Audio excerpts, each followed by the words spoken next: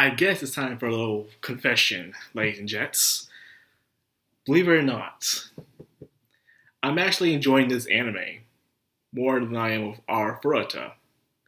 Let's face it, we always have the novels and manga for our Furuta, and despite I do like the manga art style of Maou-sama Retry more than the light novel style, I'm enjoying this more because, it doesn't take itself seriously. It's nice, it's relaxing, and this episode was just enjoyable to watch, in my opinion. But that's it. And I can sum this up as the Isekai simulator, the Isekai dream, you would say. Someone's like the American dream, you get the job, you get the family, the house, the dog, and all that stuff. You build up your environment, your neighborhood around you. It's one of those things, the simulators that you do. That's exactly what Kunai is doing in this show. He's building up a groundwork, a foundation, where he'll take from the privilege and help out the commoners in his society. It's a very good thing. Something that I enjoyed watching with that time I got reincarnated as a slime. I enjoyed that aspect from Slime a lot, where he's building up this tiny little village, and it turned into a giant empire for monsters. It's very fascinating to watch. I enjoy this kind of stuff, It always don't gotta be about defeating someone or collecting a harem. And Kunai's perspective I have of him is more like he's building up his version of his own dream, He has the family. He has the little girls of his family. He has Aku, Luna, and now he has Tron. And Yui's more considered as the mother of the group. Now he's building this Sonai, this hot springs area with all kinds of baths, and of course a medical center as well. So he's planning to charge up high prices considering the value of the area. Then he'll help out commoners, so he probably will have a commoner place for people to go to pay less, good deals and stuff like that. And plus, he also has the fields to work on for probably fancy food, on the fields creating carrots and other kinds of vegetables for harvest. And chop them up, make some good soup, or whatever you want to do, sell it. Possibilities are endless. But anyways, with all that being said, let's just start with the beginning again. After he was Zero and he saved Tron, and of course he had Killer Queen on over him, he reverted back to have his meeting with Angel White to talk about the Seraph. Now, his talk about Seraph and doing the research in the library of Aku, and speaking of that father and daughter moment was just adorable. It was just freaking adorable. He's doing his evil laughter, and then you hear Aku. Like usually when someone hears evil laughter, they'll look for it because they're curious, or they run away from it. Aku runs toward her because she's so overjoyed. That evil laughter, it can only mean one thing: Demon Lord Sama. She just runs toward him like a little daughter. It's just so cute. Okay, it's cute.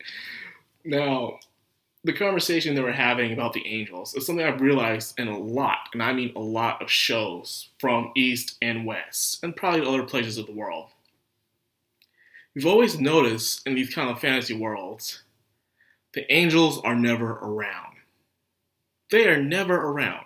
You have all kinds of creatures from monsters, elves, and all that stuff, and you mostly have demons all the time. Demons are always coming away, even that show Supernatural, which is on its final season, by the way, where the demons are just all over the place, just causing chaos and stuff, and humanity's had to fend for itself for something that so little of them have a chance to fight against.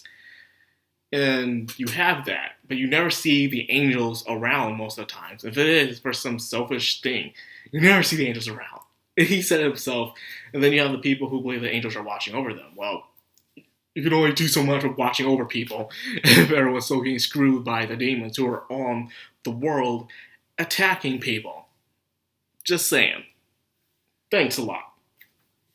That was just something I wanted to point across, and then he was just bringing a story about a dog named Fido with no lesson. In a way, Fido, the story he was reading, reminded me a lot of today's cartoons in a way that are created. Most of them don't have a lesson to them. I remember back in the day when we watched cartoons, look at me, you sound like an old timer. Where we had cartoons, they at least had some sort of valuable lesson or something to be learned from this. But he's reading the book, and there's not really a lesson. The dog was being a douchebag in the village. They chase him out, so he goes into a dungeon, still be a douchebag to other adventurers, save some female dog from some slime, nips her, then finds some treasure, and he becomes a national popular hero in his village. What do you think he learned the lesson? He's like, oh, I screwed up a bit, so I'm saying I'm sorry. Instead of doing better, I'll just get rich and just give them the money, and I'll just be forgiven that way. Well, I guess there's that, Like, what's a better way to really help someone when you screw up? Just say you're sorry and walk off, or come back and actually support the friggin' village. I think I'll take the money. Sure, you're a douchebag, but at least you're helping out. So I guess I'll take that. I just want to say that. It had no real value. I guess that could have been a lesson. It's okay to be a douchebag as long as you're rich and you're giving your money and profits to other people to help out. Okay. There's that. Then, of course, Tron joins the team. She pretty much can sense people's color within them. So I guess she could tell that Zero had the same aura as Kunai. So therefore she can say it. So she wants to be part of the team now. She's been banned by her people. It's amazing. I don't know how strong Tron is, but she seems to have a very interesting ability I would not try to abandon her for. Which is very dumb of the Satanist to abandon her like that. Like, she probably wasn't a very high level monster or devilkin, but she still had an interesting ability. I want to just throw away someone just because you see them useless, because you could use them.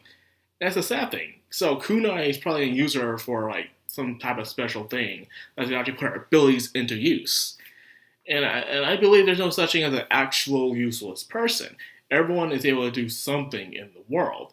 They just need to find out what it is, and they need to work on it. And to master that skill, they just need to learn it. There's no such thing as someone with no skills whatsoever. Skills can be developed over time. It may not be talented for it, but you can improve yourself upon it. But I'm going way too deep in that. So she gets introduced to the rest of the team. And of course, Luna, she got a devil in her. When she said that, that reminded me so much of my grandma. When I heard that sentence, I'm like, oh my god. That's how my grandma would say. She got a devil in her. He got a devil in him. Especially that she's a church folk kind of person. So having a holy maiden and a devilkin in the same team, it's just, hopefully it'll be some very funny shenanigans that will happen. Hopefully they do not skip on part of that. Do not miss that opportunity, people. Having some very mischief adventures of a devilkin and a holy maiden together, just getting at it. This could be some of the best comedy you'd have for the show. Hopefully they do something with that later on down the road. That would be nice to see. So, finally, Kunai, he has his family. I said this before, but he has his family now. He's on a teleport mission while he's doing his teleport skill that he just gained. And everyone's grabbing onto him. And like, what I saw there? I didn't see a harem. I saw a family. A family is about to open up a very successful family business. That's what I saw there. Finally, it's not a harem. It's family. And I enjoy seeing that. Hopefully there'll be more isekai like that, where it's less harem and more family. And if it is a harem, at least make that harem out to be a family. Mushoku Tensei, by the way. Read that, please. Anyways, he goes back to the area, the Rabbi village, and he builds the hot springs. He also builds the nursing area, and of course he has the fields. And of course you see the two bunny girls there, and I guess they see him still as this evil person. Everyone still sees him as this evil person. Like, when Tron asked him what do you want him to do, she thought like, oh, you want me to kill a ton of people? Like, no. And then the bunnies thought that she was going to do something devious. He said he's going to destroy and rebuild their homes, but I guess they don't want that just yet. But trust me, if I had known that someone will destroy and rebuild a house for me to improve on it, I say, go right ahead. I'll take that. I really will. Because, heck, man, if I can have a chance to improve on my life, I will take it. So anyways, I enjoyed this episode. It was really nice. And of course, he summoned someone else too, a person who has a sister complex. So it's the exact opposite of you, in a way, the guy is. And I can't wait to see what he's going to do, man. It's going to be very interesting to see what he does. I think his name was. I can't remember his name. Can't remember his name. I think it was. I think his name was. Hold on, guys. Skip. I think it was Asami. Yeah, I think it was Asami. Yep, it was Asami. I was definitely right. Yeah, so it looks very interesting. Little bone bear skin and stuff, but yeah. Let's see what he has on to the party. So the show progresses. Now, my final thoughts on this episode. I enjoy it more than our Furuta, which came back after a week break doing a recap that I did not need, by the way. I'm enjoying this more. I think a lot of people are sleeping on this Isekai, but it has its funny moments. It has a lot of funny moments for that, and I'm enjoying this more. And it sucks that not a lot of people have noticed it, so it probably won't get a season 2. I hope it does, because it's hilarious, and I'm enjoying myself with it. So anyways, I hope you guys are enjoying this too, because I find it very fascinating. Not like top quality stuff, it's just, nice to sit down and watch every now and then. That's all I gotta say about that. So anyway, if you enjoyed this video, you enjoy my content, help out, like, comment, subscribe, and of course, hit that bell icon so you're notified every time I upload. Macro Anime, signing out.